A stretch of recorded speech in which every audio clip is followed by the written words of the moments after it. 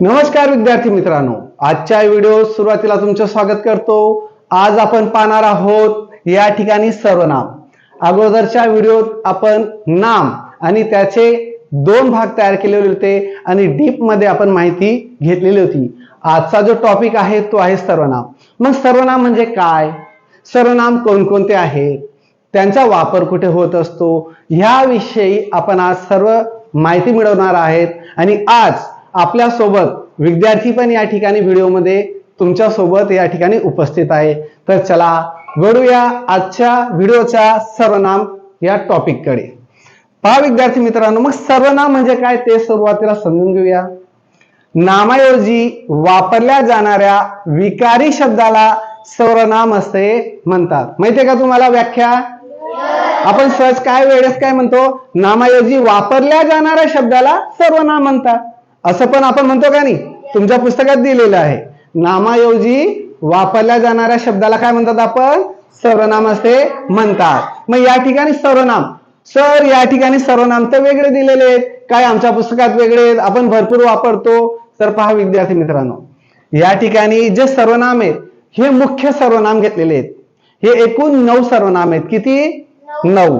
या व्यतिरिक्त आणखी आहेत, त्यांचा पण आपण अभ्यास करणार आहोत। पण मुख्य पहा या ठिकाणी मी, तू, तो, ती, हा, ही, जो, कोण, काय इत्यादी हे सर्व काय आहे? सर्वनाम। म्हणजे यांचा वापर कशासाठी होतो? नामाऐवजी म्हणजे नावाच्या जागेवर। एवढं क्लिअर झालं तुम्हाला? करतोय? यस। तुम्हाला क्लिअर झालं? यस।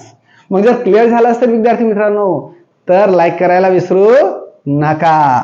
बघा या ठिकाणी पहिला आता काय दिलेलं आहे, मी शाळेत जातो। मग मी म्हणजे माझ्या स्वतःविषयी, कोणाविषयी घेतलेलं आहे? स्वतःविषयी घेतलंय ना। मग माझ्या नावाच्या जागेवर काय घेतलं? मी घेतलेलं आहे। मग नावाच्या जागी वापरलाय तो शब्द, कशाच्या जागेवर आहे? म्हणून तो काय झाला? सर्वनाम। मी शाळेत जातो, तू बाजारात जा, तुझं नाव घेतलं का मी? शौर्य बाजारात जा नाही, तू बाजारात जा, बरोबर? हा। तो लहान आहे, तो लहान आहे, त्याचं नाव आता लक्षात नाही किंवा म्हणता येईल म्हणून तो लहान आहे, बरोबर? असे म्हणू शकतो। मिहीर लहान आहे म्हणू शकतो का नाही आपण? हा, मिहीर लहान आहे। चला इकडे लक्ष द्या, पुढचं ती हुशार आहे। मग आता मी असं म्हणेल का श्रीदा हुशार आहे? ती हुशार आहे। काय? ती हुशार आहे। म्हणजे तिच्या नावाच्या जागेवर वापर करतोय का नाही? मग ते सर्व काय येत आहे? सर्वनाम। बघा कोण आले, काय झाले, हे पण काय आहेत? सर्वनाम आहेत। आता सर्वनाम मध्ये एक वचनी आणि अनेक वचनी सर्वनाम पण असतात। याच्यात स्त्रीलिंगी आणि पुल्लिंगी पण असतात। आपण एक काम करूया, फक्त एक वचनी बघूया, स्त्रीलिंगी पुल्लिंगी जे ते नंतर मी तुम्हाला आणखी समजावून देईल, चालेल ना? चला बघा, एक वचनी आणि अनेक वचनी। याच्यात बघा मी एकाचा उल्लेख होतोय, आम्ही, आम्ही म्हणजे काय? आम्ही एवढे सर्व बसलेलो आहोत, आम्ही, मी, आम्ही, लक्षात येतंय? तू, तुम्ही, एक वचन मध्ये तू आणि तुम्ही। आता एक जण बसलेला असेल तर तूचा उल्लेख, आणि भरपूर, आता या ठिकाणी तुम्ही भरपूर विद्यार्थी बसले म्हणून काय? तुम्ही सर्व विद्यार्थ्यांनी इकडे लक्ष द्यायचंय, इकडे तिकडे लक्ष द्यायचं नाही। म्हणजे तुम्ही तुमचा वापर केला, येतंय लक्षात? पहा पुढे, तो, ती, ते, त्या, ती, हा, ही, हे, त्याचं अनेक वचन मध्ये हे, ह्या, ई। आपण आणि आपण दोघी ठिकाणी काय आहे? एक वचन आणि अनेक वचन मध्ये सारखंच आहे, आपण आहे। मग याचा सर अनेक वचन कसं काय चेंज होतंय? बघा, आपण एक, आपण अनेक। मग ह्या ठिकाणी फक्त काय होते? वाक्य रचना जी असते, वाक्य जे असते त्या वाक्यावर आपल्याला समजून घ्यायचं असतं की एक व्यक्ती का अनेक व्यक्ती। कोणाला सांगता येईल का तुमच्यापैकी? सांग बरं लिखित। आपण गावाला जाऊ, आपण सर्व गावाला जाऊ। हो चालेल, आपण गावाला जाऊ, आपण गावाला जाऊ आणि आपण सर्व गावाला जाऊ। बस आता पुढे बघूया, कोण एक व्यक्ती कोण? अनेक व्यक्ती. काय? एक वस्तू. आणि काय? अनेक वस्तू. या पद्धतीने या ठिकाणी नामाचे जे जागेवर आपण शब्द वापरतोय, नामाच्या जागेवर, तो काय आहे म्हणलं सांगा? नामाच्या जागेवर जो वापरलेले शब्द ते काय? सर्वनाम. सर्वनाम कळलं?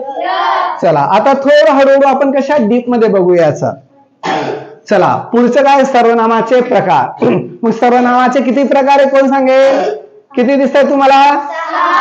6. सर्वनामाचे किती प्रकार आहेत? 6. त्याच्यापैकी बघा पेपरात येऊ पण शकतो तुम्हाला, सर्वनामाचे एकूण किती प्रकार पडतात. तर पेपरात जर आलं तर काय म्हणणार? 6. लक्षात ठेवायचं. पहिला आहे पुरुषवाचक, दुसरं लिंगवाचक, तिसरं, चौथं, पाचवं आणि 6वं. हे लक्षात ठेवायचं. आज आपण त्याचा पहिला पुरुषवाचक याविषयी आपण माहिती मिळूया. बघा पुरुषवाचक सर्वनाम. मग याच्यात काय आहे? जी सर्वनामे वक्ता, श्रोता किंवा अन्य व्यक्ती यांचा उल्लेख करतात त्यांना पुरुषवाचक सर्वनाम म्हणतात. मग आता या ठिकाणी व्याख्या तर बघली. मग वक्ता. वक्ता म्हणजे कोण? आता मी बोलतोय, तुम्ही सर्व ऐकणारे, मी बोलणारा. मी कोण झालो मग? वक्ता. मी कोण झालो? मग मी आहे प्रथम, मी बोलणारा प्रथम. किंवा श्रोता. श्रोता म्हणजे कोण? तुम्ही सगळे ऐकताय ना, मग तुम्ही दुसऱ्या याच्यात येतात, द्वितीय. तुम्ही काय ऐकणारे? श्रोता. अन्य म्हणजे मी ज्याच्याविषयी बोलतोय, मी बोलणारा, तुम्ही ऐकणारे, आणि मी ज्याच्याविषयी बोलतोय तो तिसरा.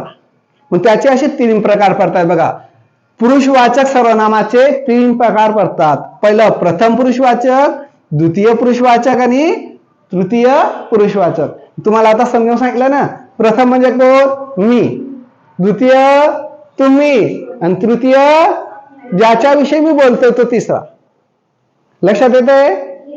मग आता या ठिकाणी पुरुषवाचक सर्वनाम याच्यातला प्रथम पुरुषवाचक सर्वनाम विषयी आपण माहिती मिळवू.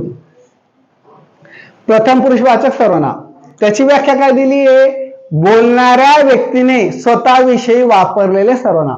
मी बोलतोय, मी माझ्या स्वतःविषयी वापरेल. मी माझ्या इथं सर्व बसले असतील तर मी काय म्हणते? आम्ही, आपण. येतंय लक्षात? Yes no?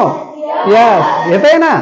मग हे काय झालं? आता लक्षात ठेवायचं. मी, आम्ही, आपण. बोला लवकर. मी, हे लक्षात ठेवायचे किंवा पाठ करून ठेवायचे. हे कोणते आहेत मग? प्रथम पुरुषवाचक सर्वनाम. मग यांचा वाक्यात उपयोग करताना कसं करतो पहा. मी हुशार आहे, आम्ही कबड्डी खेळतो, आपण रोज अभ्यास केला पाहिजे. मी गावाला जातो, आम्ही अभ्यास करतो, आपण स्वच्छता ठेवली पाहिजे. हे कळले असतील. याचा व्यतिरिक्त आणखी कोणी सांगेल का तुमच्या मधून? येईल? सांग बरं. मी खेळायला जातो. मी खेळायला जातो. हा सांग. मी झाडू मारतो. तू? हा मी झाडू मारतो. वा वा वा, चालेल चालेल. हा सांग दीप. मी गुरु क्लासला जातो. मी गुरु क्लासला जातो. वा चालेल. बस बस, आता एवढं तुम्हाला क्लिअर झालेलं आहे. आता आपण काय करूया? पुढचं बघूया, द्वितीय पुरुषवाचक सर्वनामकडे. पुढचं काय? द्वितीय पुरुषवाचक सर्वनाम. मग याची आता बघा व्याख्या काय केलेली. बोलणारी व्यक्ती ज्याच्याशी बोलते त्याच्याविषयी वापरलेले सर्वनाम. बोलणारी व्यक्ती म्हणजे मी, तुमच्याशी बोलतोय, मग तुमच्यासाठी वापरलेले सर्वनाम. मग ते कोण कोण आहेत बघा, वाचा. पुन्हा वाचा. मग हे काय आहे? द्वितीय पुरुषवाचक सर्वनाम. मग या ठिकाणी बघा, तू उशीर का येतोस? तू उशिरा का येतोस?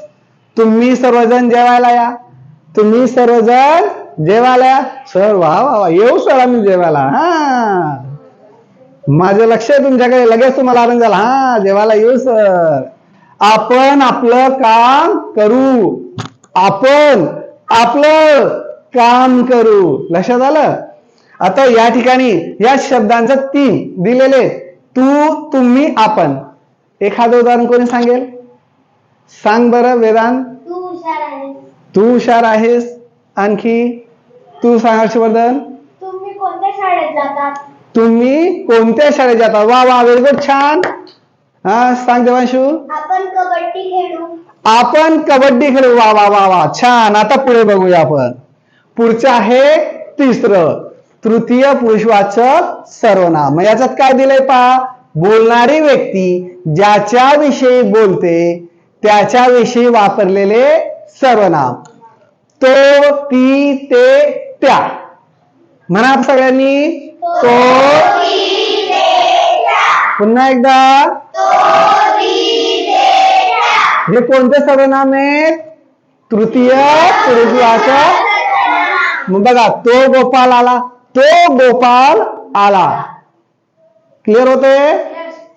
ती सीता आली. ती सीता आली. ते मुले खेळतात. ते मुले खेळतात. एवढं क्लिअर झालं? Yes no? मग याच्यावर जर तुम्हाला मी अभ्यास दिला तर चालेल का? चला लवकर वया करायचे आहेत आणि याच्यावरचे जे हे 2 प्रश्न लिहून घ्यायचे आणि याचं योग्य उत्तर मला सांगायचं आहे. दिसतंय तुम्हाला? बघा, जे विद्यार्थी व्हिडिओ बघतायत त्यांना हे प्रश्न एकजवी आहेत, त्याने ते लक्षात ठेवायचे आणि कमेंट मध्ये मला कळवायचे की सर याचे योग्य उत्तर काय. आणि जर व्हिडिओ चॅनलवर नवीन असतील तर व्हिडिओला सबस्क्राईब करायला विसरू नका. चला विद्यार्थी मित्रांनो, भेटूया उद्याच्या दिवशी. धन्यवाद.